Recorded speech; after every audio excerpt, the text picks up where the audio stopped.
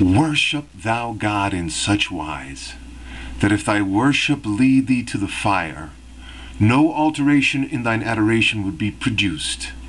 And so likewise if thy recompense should be paradise, thus and thus alone should be the worship which befitteth the one true God.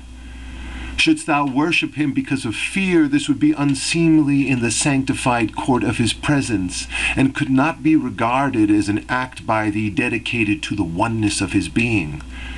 Or if thy gaze should be on paradise, and thou shouldst worship him while cherishing such a hope, thou wouldst make God's creation a partner with him, notwithstanding the fact that paradise is desired by men. Fire and paradise both bow down and prostrate themselves before God. That which is worthy of his essence is to worship him for his sake, without fear of fire or hope of paradise. Although, when true worship is offered, the worshipper is delivered from the fire and entereth the paradise of God's good pleasure, yet such should not be the motive of his act. However, God's favor and grace ever flow in accordance with the exigencies of his inscrutable wisdom.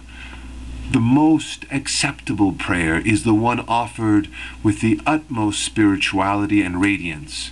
Its prolongation hath not been and is not beloved by God.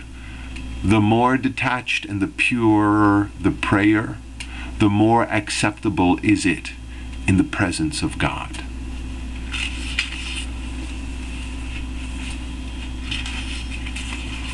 The acts of him whom God shall make manifest are like unto the sun, while the works of men, provided they conform to the good pleasure of God, resemble the stars or the moon. Thus, should the followers of the Bayan observe the precepts of him whom God shall make manifest at the time of his appearance, and regard themselves and their own works as stars exposed to the light of the sun, then they will have gathered the fruits of their existence. Otherwise, the title of starship will not apply to them. Rather, it will apply to such as truly believe in him, to those who pale into insignificance in the daytime and gleam forth with light in the night season. Such indeed is the fruit of this precept, should anyone observe it on the day of resurrection. This is the essence of all learning, and of all righteous deeds, should anyone but attain unto it. Had the peoples of the world fixed their gaze upon this principle, no exponent of divine revelation would ever have, at the inception of any dispensation, regarded them as things of naught. However, the fact is that during the night season, everyone perceiveth the light which he himself, according to his own capacity, giveth out, oblivious that at the break of day this light shall fade away and be reduced to utter nothingness before the dazzling splendor of the sun.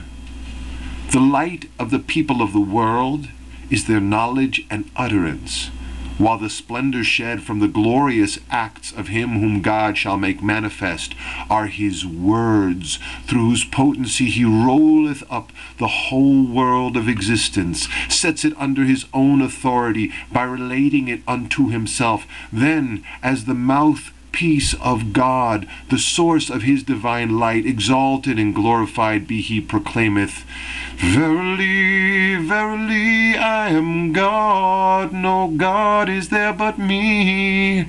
In truth, all others except me are my creatures. Say, O my creatures, me alone, therefore, should ye fear.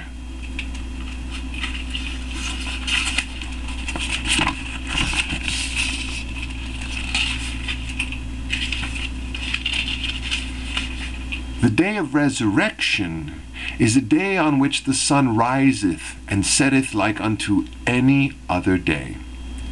How oft hath the day of resurrection dawned, and the people of the land where it occurred did not learn of the event.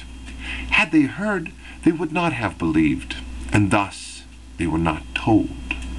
When the apostle of God appeared, he did not announce unto the believers that the resurrection had come, for they could not bear the news.